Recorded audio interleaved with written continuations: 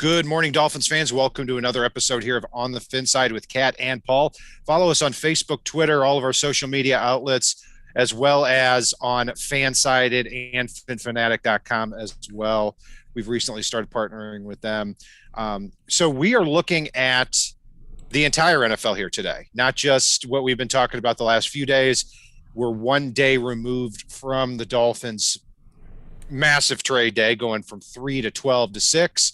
So we're going to do a one-round mock based on how we actually think things are going to go on Thursday, April 29th for the NFL Draft. We're also going to have an NFL Draft live show. As the picks come off the board, we'll be sure to give you great content, information off on the players. Just mute the TV and turn up on the FinSide, and we will be sure to have bonus content and everything you need to know about these players, including team needs for the teams that are coming off the board there. So really kind of straightforward here. I'm going to take the even picks. Paul is going to take the odds. Now that kind of screws Paul a little bit because the Dolphins have 2 even picks now because they're picking 6th and 18th instead of originally 3 and 18. So what we're going to do is when we get to those picks, even though I'm going to have the final say on it, Paul is going to chime in too with, okay, here's who I would have taken personally. And also here's what I actually think the Dolphins are going to do. So we're going to start at the top in round 1 here with the Jacksonville Jaguars. Yeah, and I think it's no secret here what I'm going to do. It hasn't been a secret for 2 years. Trevor Lawrence from Clemson is going to Jacksonville. We know it. You know it. Everybody knows it. This pick requires no explanation. They need a quarterback. I mean, Minshew Mania is nice, but end of the day, they need a quarterback, and it's going to be Lawrence. It's Lawrence has been the target for 2 years for whoever ended up at the top of the draft. You bet. I don't think there's been a more obvious first overall pick as Andrew Luck, and that's certainly going to be it here. And at number 2 with the New York Jets, I've been saying for months, I don't see any way that they're not going quarterback here unless the top guys after Lawrence just shoot themselves in the foot. And I'm staying with that. The main reason being because Zach Wilson has really killed it so far in this pre-draft process to this point. There's still more work to do, but also too, I don't see how a third head coach can say that, hey, Sam Darnold's my guy. I mean, he's gotten 2 coaches fired already. Not all his fault, don't get me wrong, but I just don't see how you move forward with a quarterback who has almost more turnovers than touchdowns in his career. I just don't think that's something that can happen. Zach Wilson goes number 2 to the Jets. Yeah, and the 49ers came up. I mean, there's rumors that they're going for Mac Jones, but we're not doing that here. I can't in good conscience do that. I don't think that's going to be the pick. And if you join us for our live draft chat on the day of the draft, like Kat was referencing earlier, you'll get to hear me laugh for a solid 2 minutes if the 49ers take Mac Jones number 3 overall. Here, I went ahead and went with the quarterback with a little bit more mobility, Justin Fields. He ran in the 4.3s at his pro day, and he's got a rocket for an arm. He's a 100% effort player. And, hopefully he takes a little while to adjust to the NFL game so Miami's round 1 pick next year is a little bit better. But, yeah, Justin Fields, number 3 overall to the Niners. This one was easy for me. Okay, that's fascinating because I would have had him going Lance on there. And the reason being is that it seems like the timing is kind of odd that Trey Lance had his pro day a week ago and Fields hasn't, and they immediately moved up to 3. But I also think that Justin Fields is a better fit in the Shanahan West Coast offense. So, yeah, that'll be fascinating to see. Maybe they already had their decision made on Fields. So, number 4, I'm going with Trey Lance, the quarterback from North Dakota State. We've got the top 4 picks as quarterbacks, and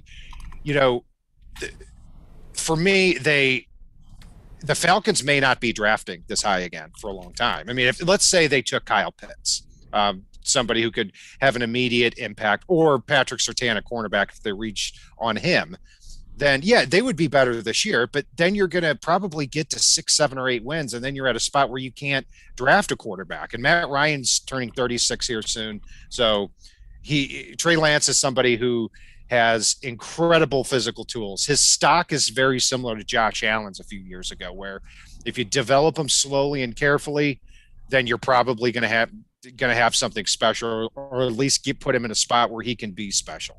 So next is number 5 with the Bengals. Now, people aren't going to love this. I know a lot of people have done have bought in on the lazy journalism, where Joe Burrow would want to continue to throw to Jamar Chase at the NFL level. For me, at the end of the day, since he would love to have Jamar Chase to pair with the wide receiver core out there, but at the end of the day, you can't have Joe Burrow throw to anybody if you can't keep him alive. And it was readily apparent last year watching Cincinnati play that if you trot Joe Burrow out behind this offensive line, you're going to get him killed. Cincinnati already has weapons. They absolutely have weapons on offense, but they don't have the ability to keep Joe Burrow upright. And he's already going to miss a good chunk of the season this year because of the fact that they don't have anything in front of him to keep him upright. So some Dolphin fans are going to be upset about this one, and I can think of one that's on this stream. But Penei Sewell, the offensive tackle out of Oregon, end of the day is going to Cincinnati. It's a start in keeping Burrow upright, and I don't think this is the end of their run on offensive linemen in this draft. If Sewell went one pick before the Dolphins, I mean, I'd be disappointed. I don't think the Dolphins are going to draft Sewell, even if he's there, to be honest with you. It's what I would want, but I really do think by going from 3 to 12 to 6, they're targeting that top pass catcher. And so that brings us to pick 6. We're going to park here for a little bit here too, because it's not fair that I just get the Dolphins picks, but and also before we do, happy birthday, Paul. Thank you. 42's feeling good so far. I had coffee with my dad this morning. Had a night out with the fiance last night. It's great, man. Got to record with you last night and get to be back here with everybody this morning. I'm excited. It's draft season, and even with that, you got to see how heartless I can be when I still won't give Paul one of the Dolphins picks. I don't know, for my birthday, I don't even get to pick for the Dolphins. This is great. But then again, it would be boring if I was picking here at 6 with this draft board, because everybody already knows exactly what I would do here. It's Kyle Pitts is on the board, and he's the biggest difference maker at a skill position in this draft, period. People can say what they want about the Slim Reaper, Jalen Waddle, Jamar Chase, Najee Harris. The biggest difference maker in this draft at a skill position on offense that's not a quarterback is Kyle Pitts. Pitts would be the one that I would want here too. With Sewell off the board. Oh, don't get excited though. Hold on a sec. But before I say who I'm going to pick for the Dolphins, but I'm going to throw it back to you for a second. So you obviously you want Kyle Pitts here at 6. That would be your choice. Who do you think the Dolphins are going to pick at number 6 here? Do you think it would be, and if it's Kyle Pitts, I think that's a certain possibility, or do you think they would go with one of the receivers? I do think it's going to be Kyle Pitts here. I think at receiver, given the receiver room right now, given the fact that they signed Fuller on a 1-year prove-it deal, and I think at receiver, they're going to go with one of the possibly more unpolished players, possibly Terrace Marshall from LSU in round 2. Somebody that they can develop and get the first-round talent out of later in the draft that doesn't need to be there right away. Somebody like Terrace Marshall or Jalen Darden, maybe Tutu Atwell to upgrade the slot position. But, it's because whoever they pick as a rookie wide receiver is probably not going to be on the field every single snap with Devontae Parker, Will Fuller, and a healthy receiving core coming back this year. Sorry to cut you off there. And that's why I think, too, that if they took Pitts or anybody here, they probably wouldn't take a receiver until later in the draft. I mean, maybe mid-rounds, maybe late rounds, but I think it'd be overkill if they went Pitts here and Marshall in the second round. I mean, now you're talking about it's really going to be challenging to get these guys on the field at the same time. Yeah. Yeah. So at 6 here, Pitts is a possibility, and I think that would be the smart choice. Um, but what I see happening here is a couple of things. Is number one, yes, I know that it can be very creative and exciting to have Gesicki and Kyle Pitts on the field at the same time. That's what I hope happens. I think that the team at the end is going to see a lot of overlap between the two. So Pitts is not going to be the pick here. I also am not going to have Devonta Smith as the pick. And here's why. Because, yes, the Dolphins last year needed receivers that could separate. They were the worst team in the league. Oh, he's Paul's taking off. Paul's internet connection is going to go down. I can't hear you. So, Kyle, I don't think Devonta Smith is going to be the pick either. And here's in addition to the Dolphins being one of the worst teams in the league last year in terms of receivers separating, also one of the worst teams in the league in terms of yards after catch. Devonta Smith, I know he had a great yards after catch rate in college, but when you catch a screen pass and outrun a Notre Dame cornerback, that's not what I think translates well to the NFL level as far as yak. So he's out too. So it comes down to two players. Speaking of yak, Ja'Marr Chase and Jalen Waddle. Those are the two players here that I think the Dolphins are going to consider because they have the ability to get yards after the catch.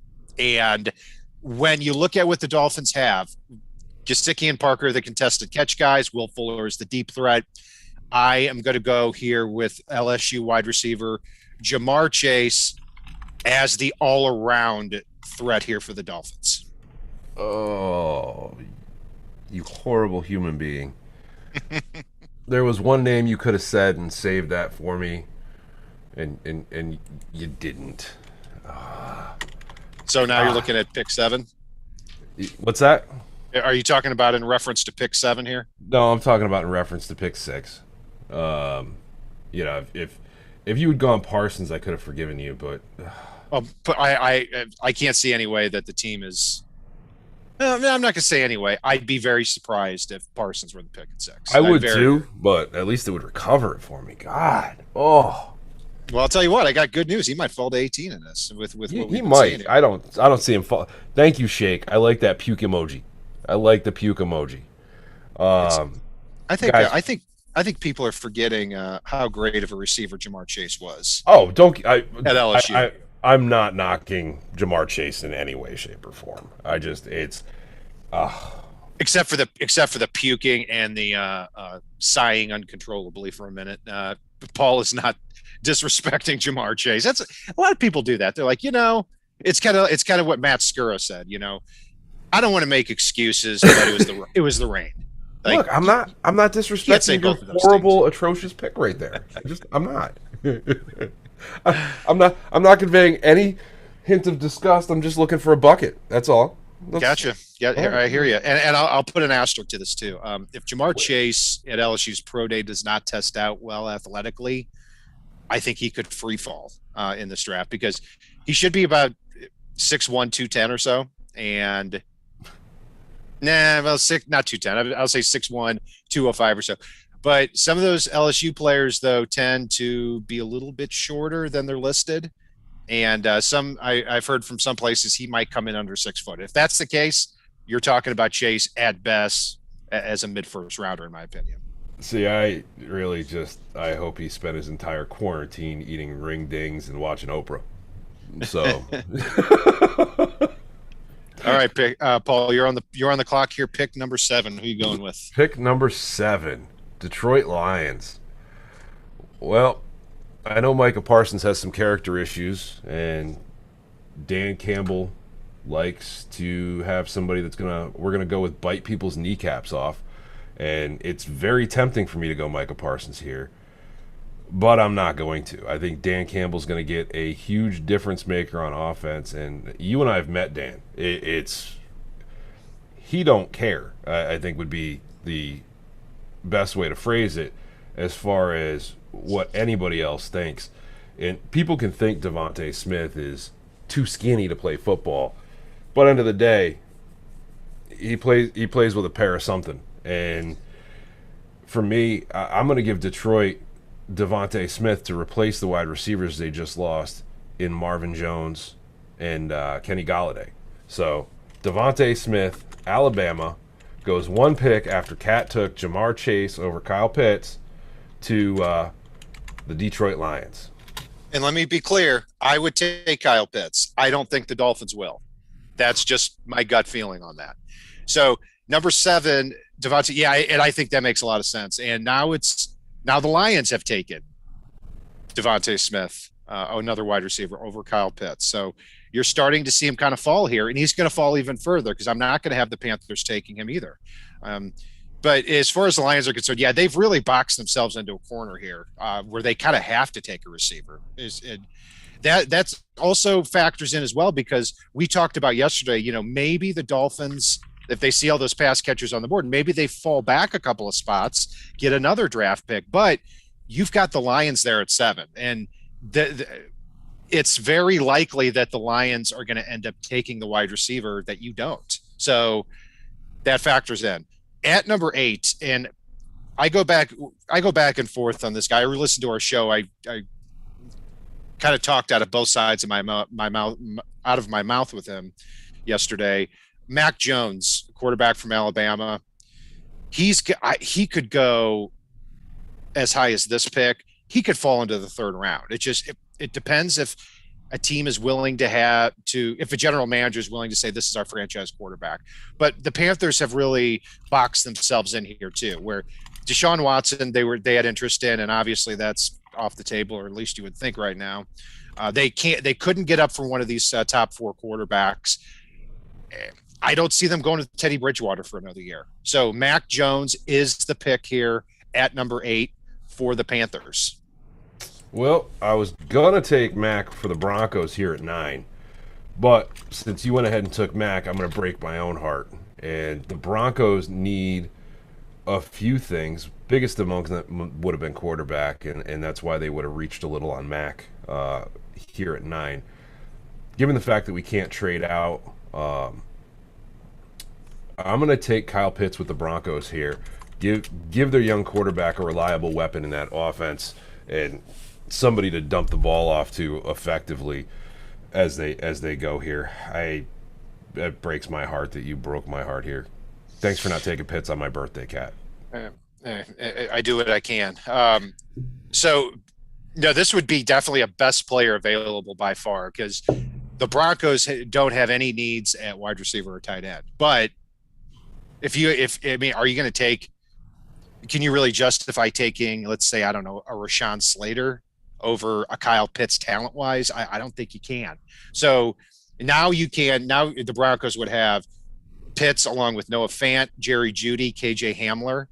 If Drew Lock can't succeed with that, then that's a problem. Now here we are with pick number 10. Dallas Cowboys are going.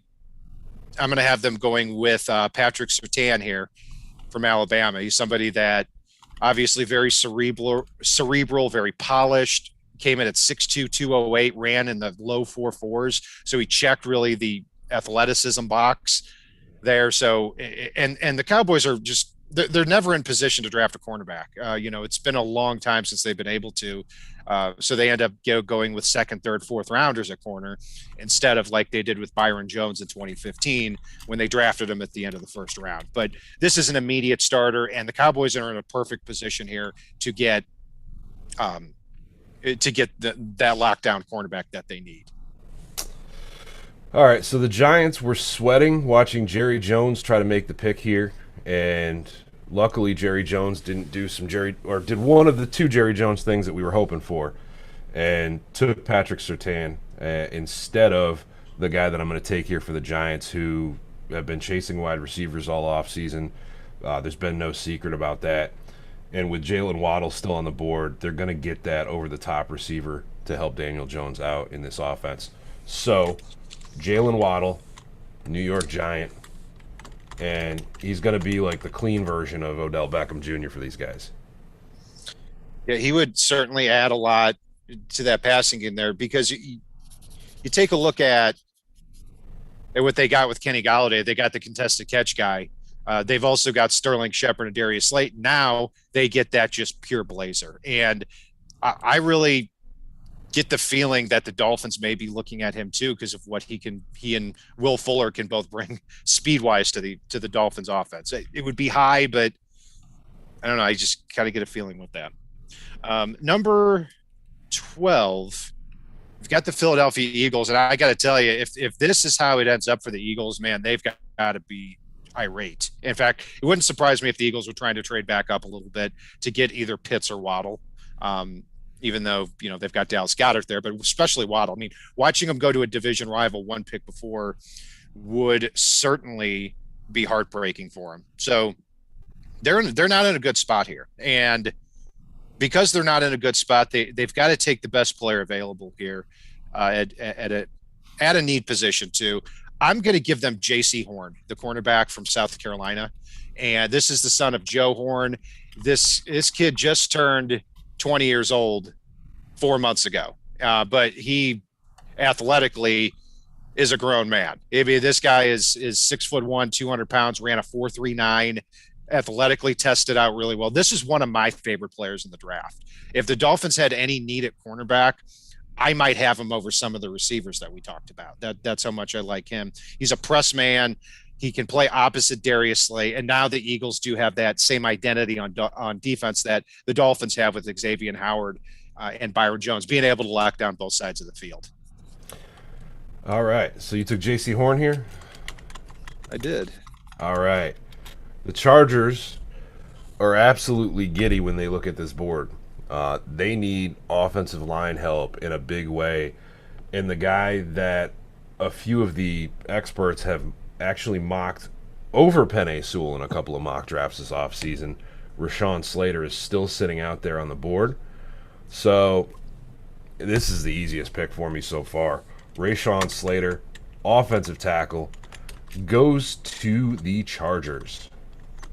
Yeah, that's tremendous value. And just like with the Cowboys, needing a cornerback so badly, getting down to pick 13 and seeing both Rashawn Slater, Christian Darrisaw, really every offensive lineman in the draft other than Penei Sewell, yeah, that would be huge for them. So the Vikings there at pick number 14, they've really been rebuilding the roster with Rick Spielman here, former Dolphins general manager, for a while. Last year they went very, very heavy everywhere. I mean, they had 15 picks last year, and they casted a wide net. They got some starters, specifically a cornerback with Jeff Gladney and Cameron Dantzler. But now you look at this board and, well, Paul, if I broke your heart once, I'm going to do it again. We are going to go with Micah Parsons here, a linebacker from Penn State. What is wrong? It makes a lot of sense too. Anthony Barr is somebody they've considered replacing over the last couple of years, even though he had a great start to his career. Eric Wilson's a free agent, their other linebacker. So there is definitely a needed outside linebacker. And Mike Zimmer defensively, I think he can certainly work with this guy. If he's got some character concerned, I think Zimmer would be a good guy to straighten that out. So Micah Parsons, the pick there at 14. All right, at 15, New England Patriots.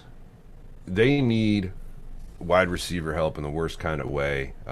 And we're talking probably multiple wide receivers. Julian Edelman plays about 4 games a year. After that, there's, I know they signed a couple guys this offseason. I think it continues here. I was going to take Micah for them too, actually, and break my own heart. So at least he went to the NFC. All right. Well, happy birthday, man. I'm going to go with Rondale Moore as somebody that can really help the Patriots out here. I know it's a pick I made in our pre-Dolphins blew it up draft, and I still like this pick for the Patriots, even though I hate it as a Dolphins fan. So Rondale Moore, a little bit earlier than expected, which Bill Belichick doesn't really care what you think. And we're rolling with that. So you are up with the Cardinals. That's exactly right. Rondale Moore, 5'7", but a little bit of a reach. But the Patriots are like kind of the Seahawks. They don't care they don't care what you think as far as who they think is good for their team. So with their two tight ends set, Rondale's going to end up on an island a lot of times, and I like him winning a lot of one-on-one matchups. mm-hmm. Yeah, that certainly makes a lot of sense. So the Cardinals don't have a whole heck of a lot of needs. But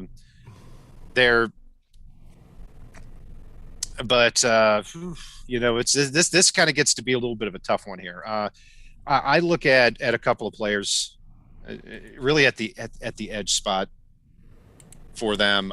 But I think Micah Parsons would have made a perfect pick for them. They got a lot of offensive line help in the offseason here for Kyler Murray. But I look at edge and think that they really need to add somebody. I'm gonna go with Kwity Paye, the outside linebacker there from Michigan. Being able to, with Phillip, with Marcus Golden coming back, but he's able to really fly off the edge. I think he's better fit in the 3-4 anyway. No, I like that pick. I think he's a pretty natural fit too for them. So here at 17, we're going to stick with the edge rushers. And Gregory Rousseau out of Miami. You are going to the Raiders. It looks like, in this case, Mayock won the battle with Chucky and got his pick instead of taking, whatever the heck Chucky would have taken, which probably would have been a wide receiver like Kadarius Toney, or somehow tried to grab a quarterback thinking he was smarter than everybody else. But end of the day, Gregory Rousseau coming off the edge is perfect for the Raiders. Yeah, and Paul gets some revenge on me here because that's my dream pick there at 18 for the Dolphins. So good work. So, all right, now we get back to the Dolphins pick here at 18, and not the best board. I don't think a lot of value slipped. Micah Parsons, Rousseau didn't slip. A lot of people disagree with me on Rousseau. That's a subject for another day. Yeah, so the pick that makes sense here, and the one I've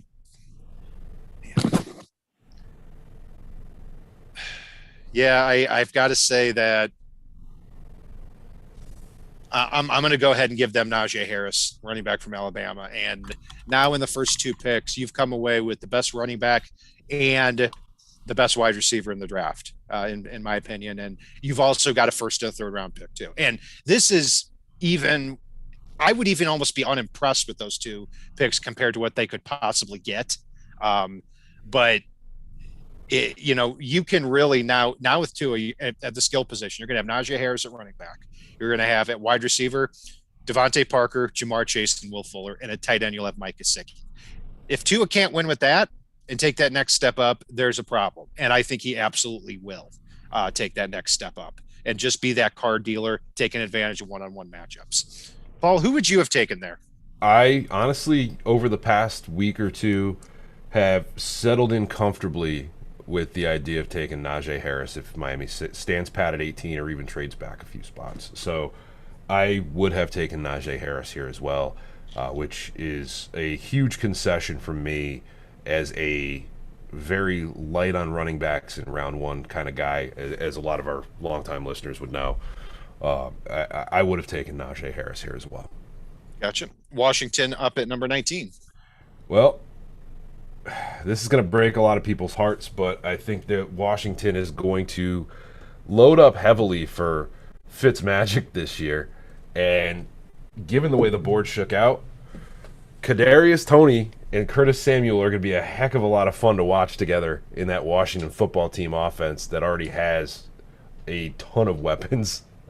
And God, that would be a fun offense to watch, and it'd be like watching a video game. So Kadarius Toney, Washington football team, let's go. I could see that. Sounds like a very Washington type pick. I think it'd be a mistake to take Toney simply because Fitzpatrick is a guy that likes to throw to big receivers. But they've also demonstrated this offseason by signing Adam Humphries and Curtis Samuel to pair with McLaurin that they're not going that route. Mm-hmm. So this is very, very possible here. So now you've got the Chicago Bears at number 20.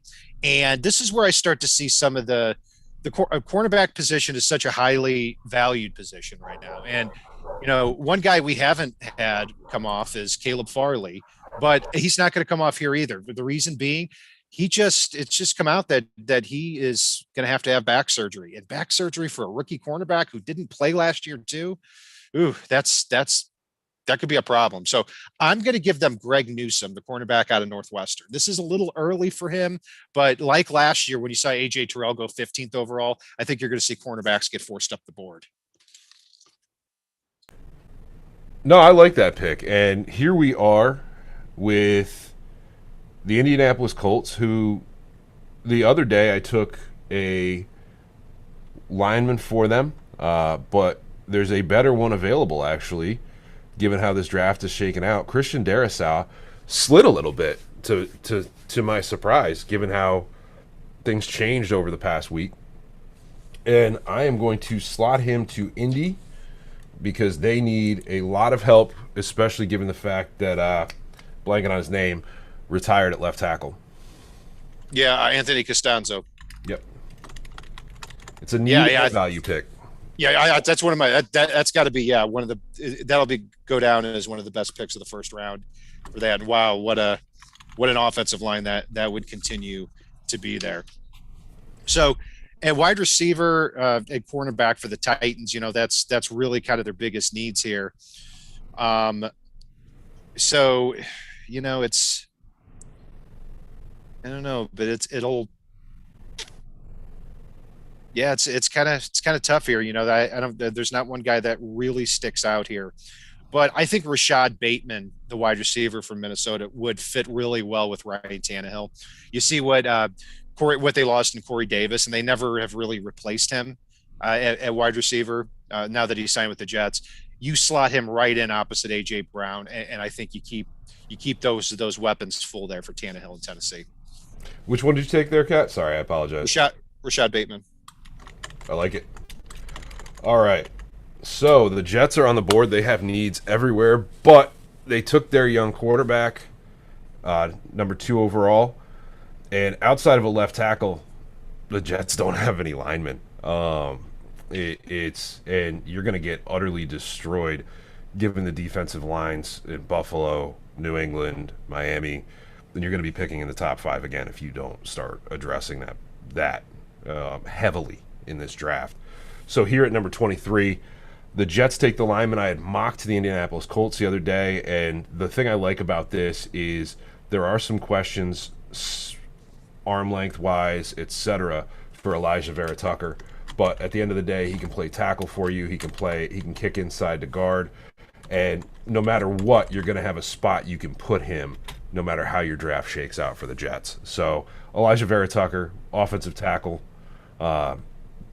But again, he could have been offensive guard, Elijah Vera Tucker. Yeah, and I think unfortunately, I think that's a good pick for the Jets because they have needs at guard and tackle. I would think he'd start at guard because they have so many needs there. They'll probably cut Alex Lewis. They're starting left guard now. Unfortunately, that's a good pick. I'm going to go with Azeez Ojulari there for the Steelers. I've always had them going with Ojulari, and I think this will be a phenomenal pick for him because he would be my top edge guy if the Dolphins played like a pure 3-4 or a wide 9 because he can just pin his ears back and get to the quarterback. I don't think the Dolphins defense fits that type of talent. They more prefer to win on the inside and keep things in front of them and win with their secondary. But Ojulari firing off the edge, replacing Bud Dupree at that outside linebacker spot, a lot of value there. Yeah, and Jacksonville's up next. And for Jacksonville, ever since they lost in Dukwe, they've been seeking some edge help.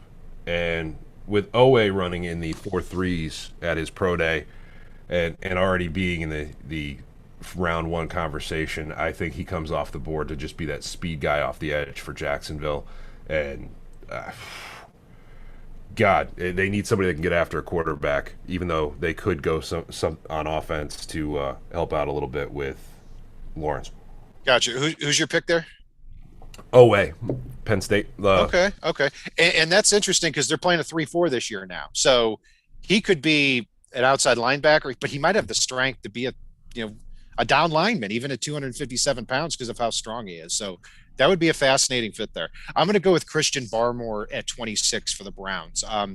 You look at their defensive tackles now, you've got Sheldon Richardson, you got Malik Jackson, all on the wrong side of 30.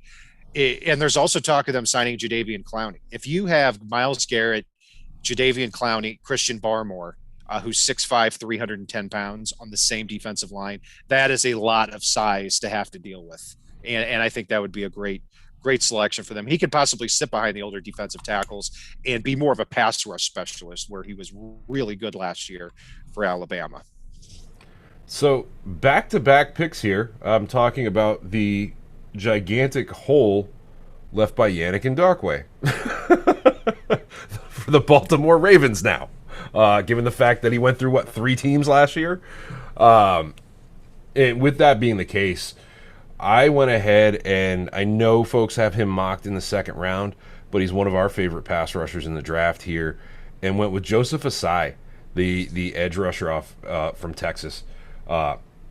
In that Ravens defense, the Ravens have always been a team that loves and adores that edge rush position, and it's such a critical thing for them that they don't even see this as a reach here, as far as I'm concerned. Yeah, that would be a very Baltimore Ravens-like pick. That's for sure. So now you've got next the New Orleans Saints, who they've had a lot of needs. And now Marshawn Lattimore arrested the other day for getting caught with a loaded gun. That could have potentially been stolen. We'll see if that has an impact, but they've lost a lot of players. And I'm going to have them, again, cornerbacks getting pushed up the board here. And I'm going to go with Tyson Campbell, the cornerback out of Georgia. A little bit of a reach here, but somebody who certainly fits the part. Needs to add a little bit of weight, but it definitely has the physical tools to be that boundary cornerback. All right. So the Packers are on the board, and Aaron Rodgers has been begging for skill position players for feels like a decade now. And every time the Green Bay front office goes into the draft and gives them a certain hand gesture I'm not going to do here on YouTube, which when you've got your MVP quarterback that is aging in years, give the guy what he wants finally. It's Elijah Moore is going to come off the board here and be a weapon for Aaron Rodgers finally in the first round of the draft here. Got it. Yeah, that's nice of you to finally give. I think it's almost cruel what they're doing. I mean, I'd love Elijah Moore too for the Dolphins in the second round if he were to fall. But yeah, that would be great because he can play right in the slot there. And now, you're going to have somebody making mismatch problems there. At 30, the Bills, it seems like they've been trying to replace Levi Wallace for about 10 years now at cornerback. They just re-signed him, modest contract. He's a decent player. But I'm going to go ahead and give them a cornerback from Kentucky, Kelvin Joseph, who's been surging up draft boards here over the last several months, really. It doesn't have a lot of experience, but has the physical tools, and he could be that player opposite Tre'Davious White that they've been looking for. And now the Chiefs. And I think you can tell by my tone of voice here that I am breaking my own heart when it comes to the Chiefs. They need edge help. Kat, I think you know where I'm going with this one. Yeah, let's see here. Yeah. Oh, it's boogie time?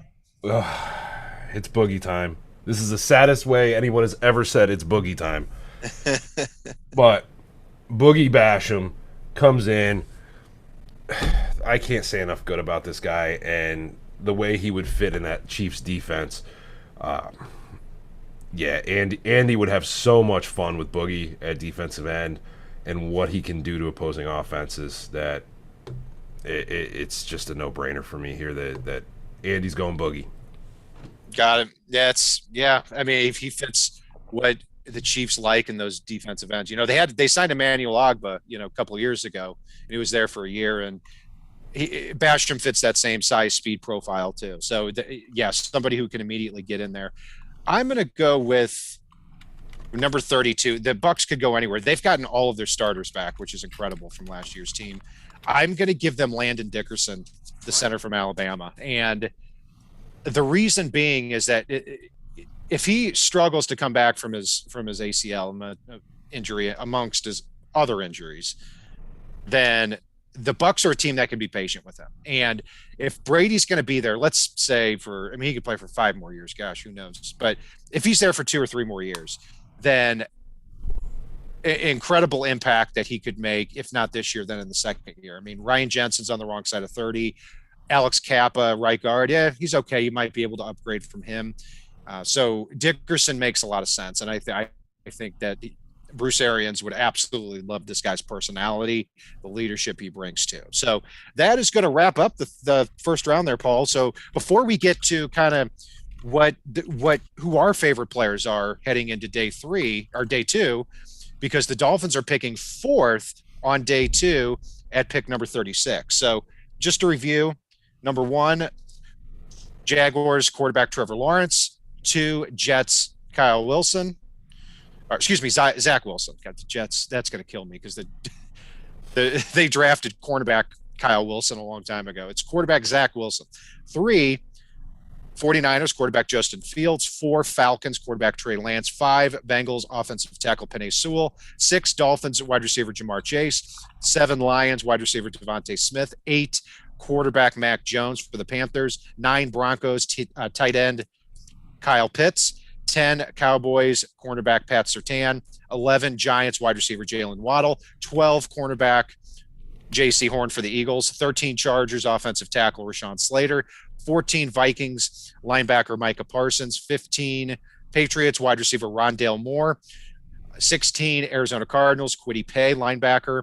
17, Gregory Rousseau defensive end for the Raiders. 18, Dolphins running back Najee Harris. 19, Washington wide receiver Kadarius Toney. 20, cornerback Greg Newsome Bears. 21, Colts offensive tackle Christian Darrisaw. 22, wide receiver Rashad Bateman Titans. 23, guard Elijah Vera Tucker for the Jets. 24, Steelers linebacker Azeez Ojulari. 25, Jags defensive end Jason Owe. 26, Browns defensive tackle Christian Barmore. 27, Ravens outside linebacker Joseph Asai. 28, cornerback Tyson Campbell from Georgia for the Saints. 29, Packers Elijah Moore, wide receiver Mississippi. 30, Bills cornerback Kelvin Joseph. And 31, defensive end Carlos Basham for the Chiefs. 32, Bucs center Alabama Landon Dickerson. So that wraps up the first round, Paul. So a lot of value still heading into day 2 for the Dolphins. So taking a look at this board we have, if you've got that in front of you, who are a couple names that would be highest on yours heading into day 2 for the Dolphins? Owusu-Komora, Zaven Collins, Richie Grant, Terrace Marshall. Jalen Darden obviously is going to be out there at that point. But then you look at Creed Humphrey and Quinn Miners, and there's a ton of talent left for Miami's 2 second-round picks, and even when they hit the 3rd round, that I think will be there. Yeah, there sure is. And as you're seeing here, kind of a declining edge class too. A lot more went in the first round than I would have thought. But after you get past the first 7 or 8, there's kind of a big drop-off there. So looking at what I'm seeing here is I would be – if the board looked like this heading into day 2, I would be all for the Dolphins moving up to 33. It probably would require maybe a 5th round pick, maybe that 5th round pick they got from the Eagles, and getting Trevon Moehrig, the safety from TCU. And he probably will go in the 1st round. He is tremendous. He would be tremendous value. And if you could come away with Jamar Chase, Najee Harris, Trevon Moehrig, and as your first 3 picks, and have an extra 1st and 3rd, man, I would be satisfied with that. I think you're doing a lot there. Jalen Phillips, the defensive end from Miami, I think would comfortably be a top 10 pick, if not for the concussion issues. And he didn't have them this past year, but he was a former number 1 overall recruit in 2017 coming out of high school. Great season. He finished the season with, I think it was in the last 4 games, I think he had 6.5 sacks and 12 tackles for loss, something like that in the last 4 games. He would fill a big need, but can you get over the concussion issues that forced him to really retire for a little bit? So that's kind of scary stuff.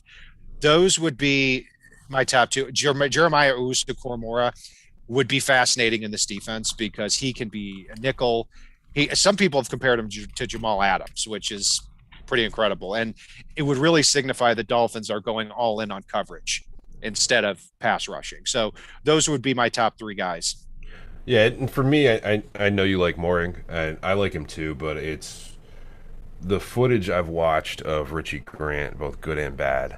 I feel like not only is he ultimately going to end up being the best safety in this draft, but he's also the best fit for the way Flores and Boyer like to run their defense. And that's where, for me, even if they were to trade up to 33 to grab a safety, I would still go with Richie Grant. And I think going with Richie there would enable you to possibly trade Eric Rowe and be able to still run that 3 safety look with Jones, Bobby, and Grant and run it effectively. And really, like, if you're able to put Bobby in as the nickel with Richie in there in Bobby's current role and Brandon Jones in Eric Rowe's current role, you can do a lot of fun, disgusting, disguising things in that, positionless defense that Miami likes to run. And I think he's the best fit for that as far as that goes. Like I said, he's a more athletic Bobby McCain that makes better decisions. I would love that. Right, and I think we're talking about the same thing here with Morgan and Grant as far as the role they play. They can play nickel, they can play free safety, and Bobby McCain kicks down to nickel back again. I wouldn't want to get rid of Eric Rowe at all because I think if you trade him, I don't think you're getting more than a late round pick just because of his age and limited upside. But I would want to hang on to him. I'm big on I want more defensive backs than we even need. That's what I'm after here, so that the Dolphins can put 6 or 7 on the field at a given time. And if somebody goes down like Byron Jones did for a few days last year, the defense isn't broken because this man-to-man defense that doesn't have a great pass rusher needs elite cornerback play and elite defensive back play. And I think that's a dedication I think Brian Flores and Chris Greer are going to continue to make here to this defense.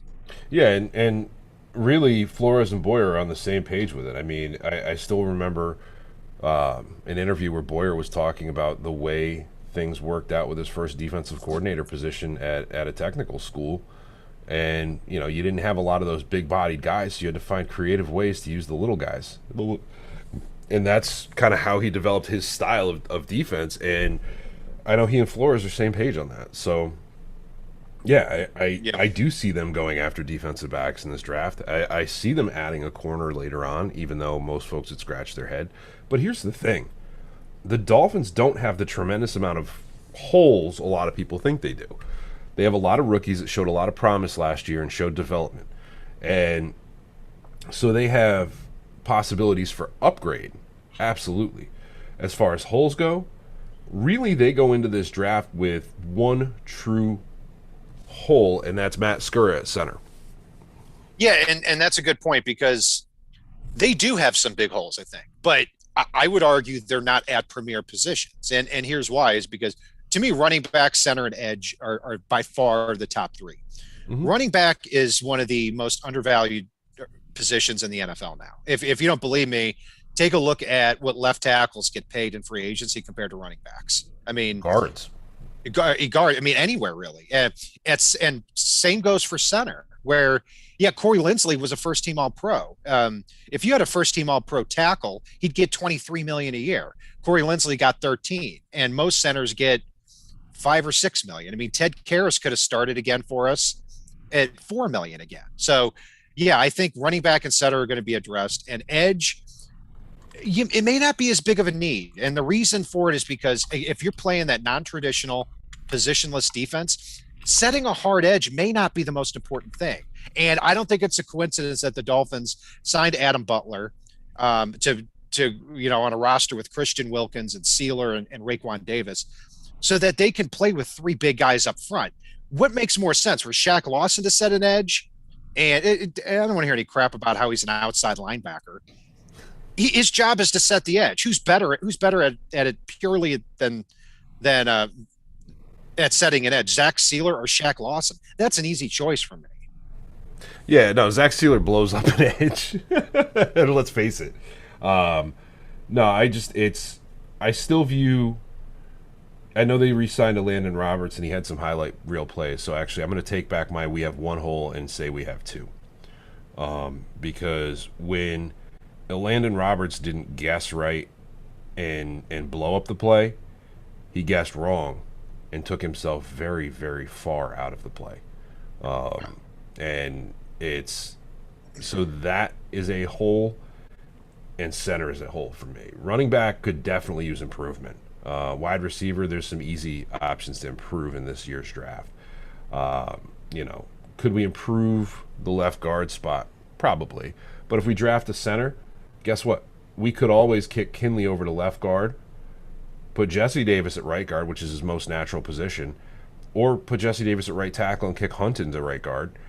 And you have Creed Humphrey or Quinn Miners at center, and suddenly you've got a young offensive line with outlandish potential as far as that goes. So potential would certainly be the key word. And if the Dolphins' strategy is to draft a center here and have those 4 young players develop, then that's certainly something that can work.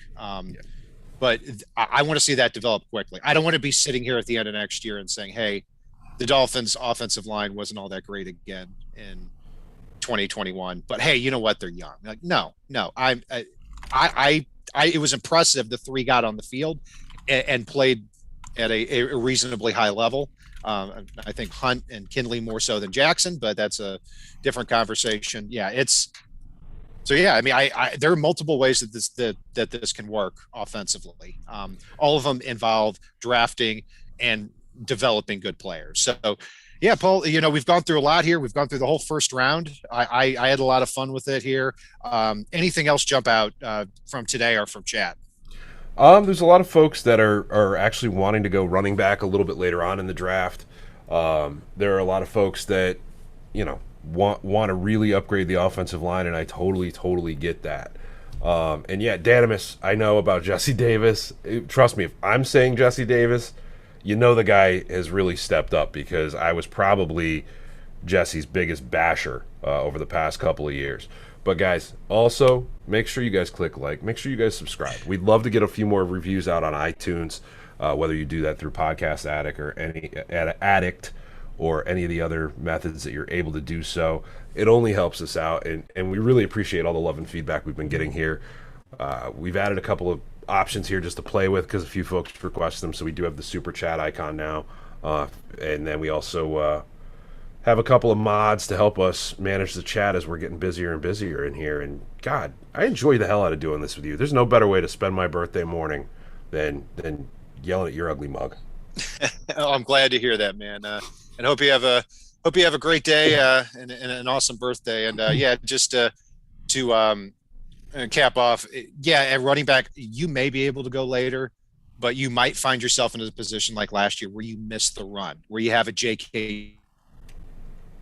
Dobbins taken right ahead of you, and now you didn't address the position again. I think Najee Harris, if you just take it and be done with it, you're going to have, in my opinion, a top 10 running back at the end of his rookie year, and one of the top backups that can be moved around in Myles Gaskin. That's enticing to me there. But I understand too, if they push it to 50 and end up getting one of these top 3 backs, Najee Harris, Travis Etienne, or Javonte Williams. Actually, Javonte would be above Etienne for me, and for Paul too. Then that could be great value. But do you really want to push it that far? So anyway, that's going to do it for our breakdown here of the first round and our mock draft. I'm Brian Cat, NFL on Twitter. Paul is fanatic_pick. You can follow us on Facebook, Twitter, all of our social media outlets. We're also the official channel as well for the FanSide Network and FinFanatic.com. Hold up. Thank you, Jers, by the way. Thank you. Real quick. But anyway, go ahead, Kat. Sorry. I'm not watching the chat. So yeah, whatever Paul said there. If it's not on the right side and it's not on the left side, it is on the FinSide.